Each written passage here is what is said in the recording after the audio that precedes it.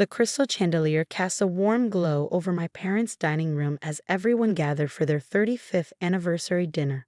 Mom had gone all out as usual: fine china, sterling silver cutlery, and expensive champagne that probably cost more than most people's monthly rent. I adjusted my simple black dress, feeling distinctly underdressed compared to my sister Olivia's designer outfit. "Emma, you could have dressed up a little," Mom said with that familiar disapproving tone as I took my seat. "This is a special occasion." I bit back a retort. At 29, I was tired of defending my lifestyle choices.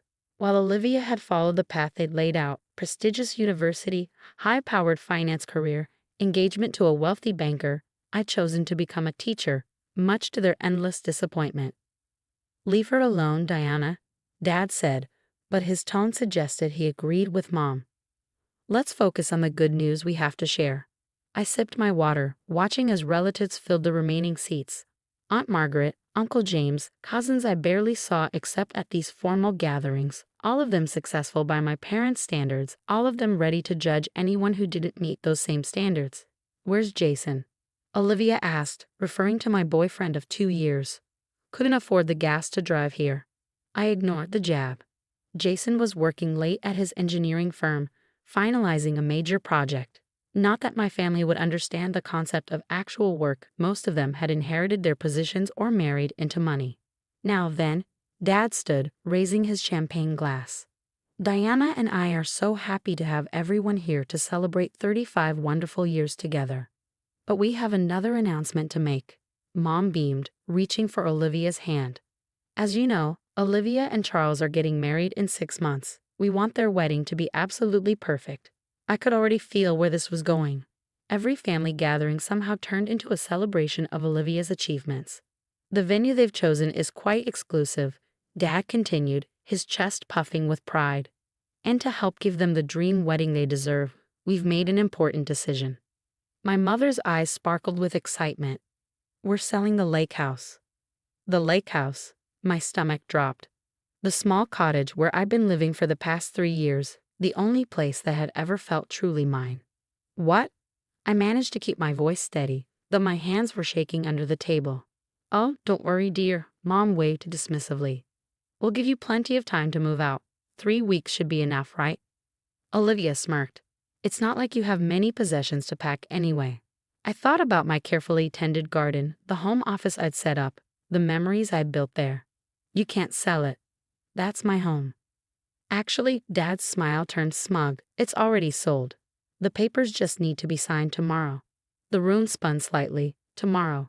They'd arrange all this without even telling me. "Don't be dramatic, Emma," Mom said, noticing my expression. "It's just a house. And it's not like you were paying market rate rent anyway. We've been very generous letting you stay there so cheaply." If only they knew about the carefully orchestrated plan that had been in motion for the past 3 years. About the shell company I created, about the investment fund I'd built while living frugally and letting them believe I was struggling. "Who bought it?" I asked, though I already knew the answer. "Northern Lake Properties," Dad replied. "They made an excellent offer. Much more than that old place is worth, really." I reached for my bag, fingers brushing against the folder I'd brought just in case this moment arose. "Northern Lake Properties," I repeated slowly. "Interesting name." "Well, it doesn't matter what they're called," Olivia interjected. "The point is, the money will help fund my perfect day. It's not like you were doing anything important with that space anyway." The room hummed with murmured agreement. Of course they'd support this. In their world, Olivia's wedding was infinitely more important than my home. "Did you know," I said, keeping my voice casual as I pulled out the folder, "that Northern Lake Properties is actually a subsidiary of Summit Investment Group?" Dad frowned slightly. "What does that matter?" "And Summit Investment Group," I continued, laying out papers one by one, "is owned by Horizon Capital Partners." "Emma," Mom's voice held a warning tone. "Nobody cares about corporate structures. The point is," I cut in, finally pulling out the deed. "Horizon Capital Partners is my company. I established it 3 years ago, right before I moved into the lake house." The silence that fell over the room was absolute. Even the usually chattering cousins fell quiet, all eyes fixed on the documents I was spreading across the fine linen tablecloth. "What?" What are you talking about?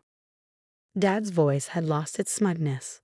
I'm talking about the fact that I bought the lake house through my investment company 3 years ago.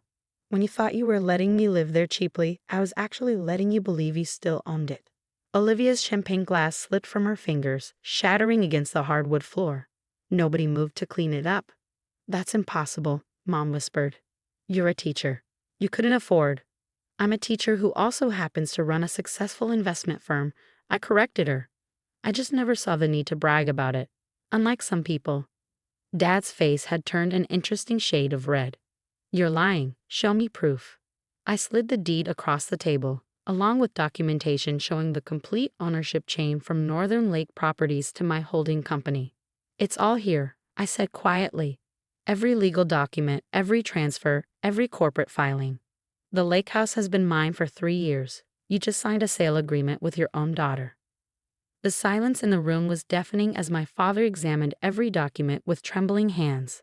His reading glasses had slipped down his nose, and for the first time in my life, I saw genuine fear in his eyes. This can't be real, he muttered, flipping through the pages again.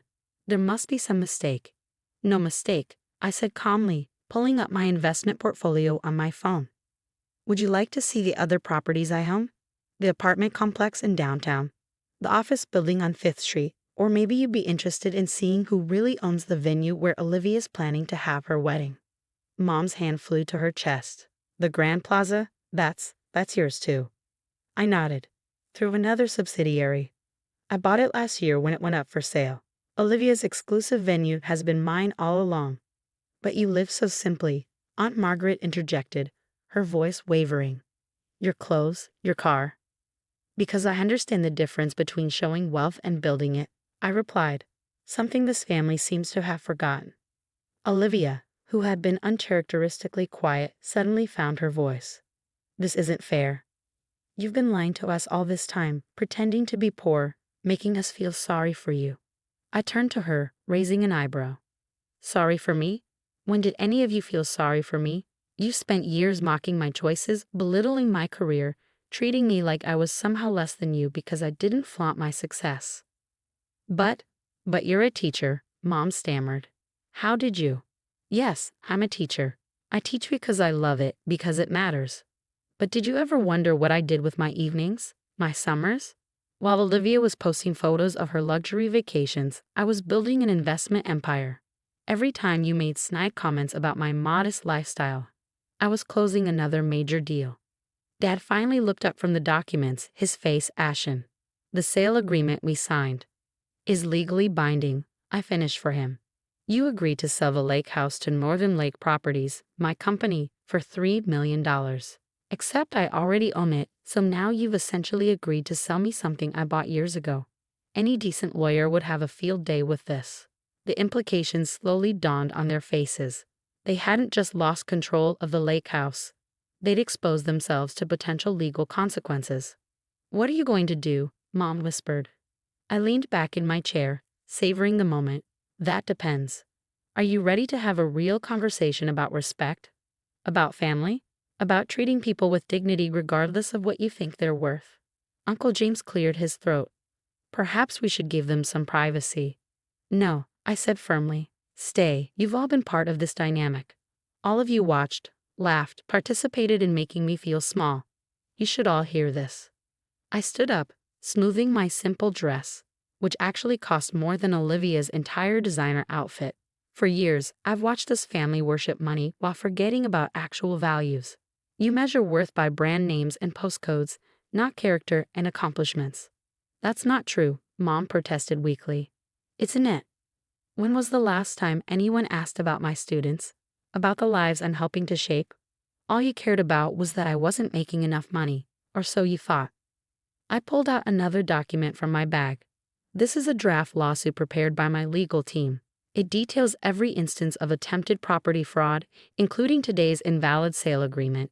It also includes evidence of tax evasion I've discovered in Dad's business dealings. Dad's face went from ashen to gray. You wouldn't. Try me. I met his gaze steadily. I spent years documenting everything, building my case while you were building your egos. Olivia jumped up, her chair scraping against the floor. You're just jealous. You're trying to ruin my wedding because you can't stand that I'm more successful. I laughed, the sound echoing in the tense room. Successful? Let's talk about success, sister dear. Your firm, Wellington Financial. I own 30% of its shares through one of my holding companies. That promotion you got last month? I voted for it during the board meeting. You don't even realize you've been working for me. She collapsed back into her chair, face drained of color. Now, I continued, gathering the documents back into my folder. Here's what's going to happen. The lake house stays mine, as it has been for 3 years. Dad's going to organize an independent audit of his business practices. And Olivia's wedding. I smiled. Well, the venue is still available, but you'll be paying full market rate. No family discount. You can't do this to us, Mom pleaded. We're your family. Exactly, you're my family, which is why you should have treated me with respect all along, instead of measuring my worth by my apparent bank balance. I stood up, picking up my bag. I have a meeting early tomorrow with my investment team. We're closing another major acquisition. But I'll leave you with this thought. While you were all busy looking down on me, I was quietly building something bigger than any of you could imagine. Wait, Dad called out as I reached the door. What do you want from us? I turned back, taking in their shocked faces, their shattered illusions. I want you to understand that success isn't about what you show the world. It's about what you build when no one's watching. I built an empire while you were busy mocking my choices. Maybe it's time for all of you to reconsider your definition of success. As I walked to my car, a modest hybrid that was actually an early prototype from a tech company I'd invested in, my phone buzzed. It was Jason. How did it go? He asked. Just as expected, I replied, smiling as I saw the lights still on in the dining room, imagining the chaos I'd left behind. They finally learned that the daughter they underestimated owns half their world. And the lake house. Still ours. Though I think we should host the next family gathering there. Give them a chance to see what real success looks like. I drove home to our beloved lake house, thinking about how different things would be now. The masks had fallen, the truth was out, and my family would never see me the same way again. But more importantly, they would never look at success the same way either. Sometimes the biggest achievements are the ones you build in silence, while others are busy judging your apparent failures. The next morning, as I sat in my real office, the top floor of a building I owned, reviewing acquisition proposals and investment opportunities, I received a flood of messages from family members. Apologies, explanations, attempts to align themselves with my newly revealed success. I left them all unread. They'd spent years showing me exactly who they were when they thought I had nothing. Now they would have to live with the knowledge that the daughter they dismissed as a failure had quietly become the most successful person in the room. Sometimes the best revenge isn't about getting even. It's about revealing that you've already won, long before anyone else knew there was a game being played.